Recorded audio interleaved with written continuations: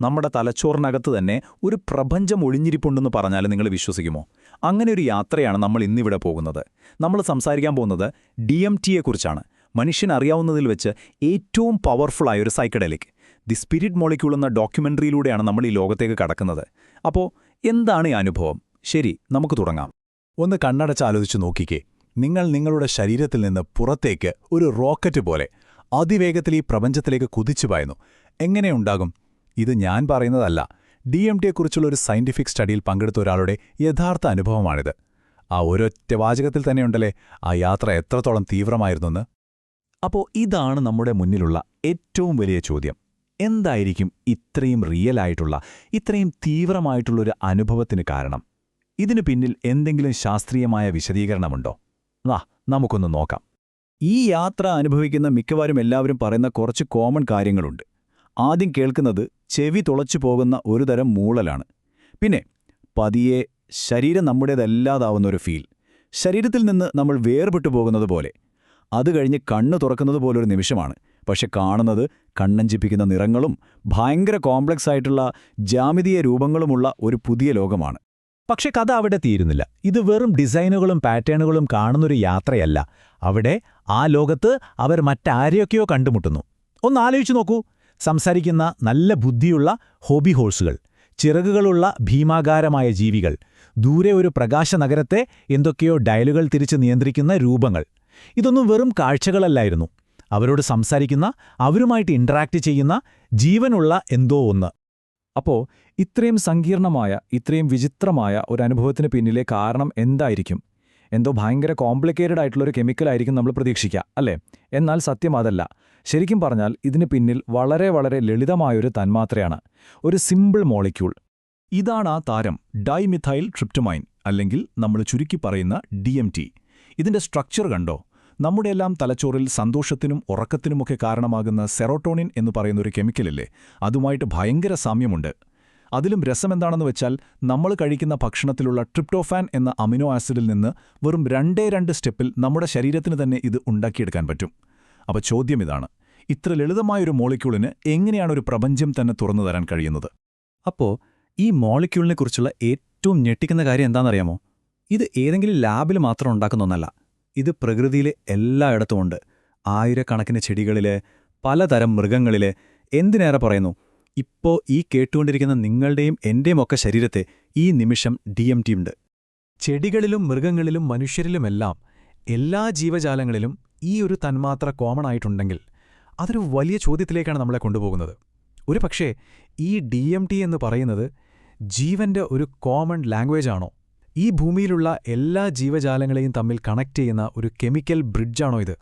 Okay, അപ്പോൾ അടുത്ത ചോദ്യം സിമ്പിളാണ്. നമ്മുടെ എല്ലാം ഉള്ളിൽ ഈ സാധനമുണ്ടെങ്കിൽ ഇതിനെന്താ ഇവിടെ പണി? എന്താണ് ഇതിന്റെ ഫംഗ്ഷൻ? എന്തിനാണ് നമ്മുടെ ശരീരം ഇതുണ്ടാക്കുന്നത്? ഇതാണ് ശാസ്ത്രലോകം ഇപ്പോൾ ഉത്തരം തേടിക്കൊണ്ടിരിക്കുന്ന ആ $1 മില്യൺ ക്വസ്റ്റ്യൻ. പക്ഷേ ഈ ചോദ്യങ്ങൾക്കുള്ള ഉത്തരം കണ്ടുപിടിക്കുന്നത് അത്ര എളുപ്പമുള്ള പണിയായിരുന്നില്ല.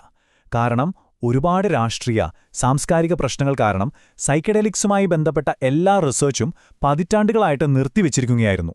ആ ഒരു നീണ്ട നിശബ്ദതയ്ക്കൊരു ബ്രേക്ക് കൊടുത്തത് ഡോക്ടർ റിക് സ്ട്രാസ്മാൻ എന്നൊരൊറ്റ മനുഷ്യനാണ്.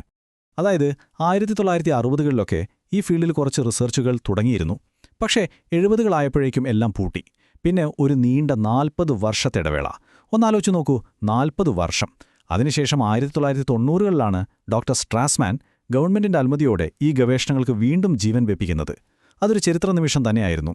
DMT അനുഭവിക്കാൻ പ്രധാനമായും 2 വഴികളാണുള്ളത്. ഒന്ന്, ഡോക്ടർ സ്ട്രാസ്മാന്റെ സ്റ്റഡിയിൽ ചെയ്തതുപോലെ ഇഞ്ചക്ട് ചെയ്യുന്നത്.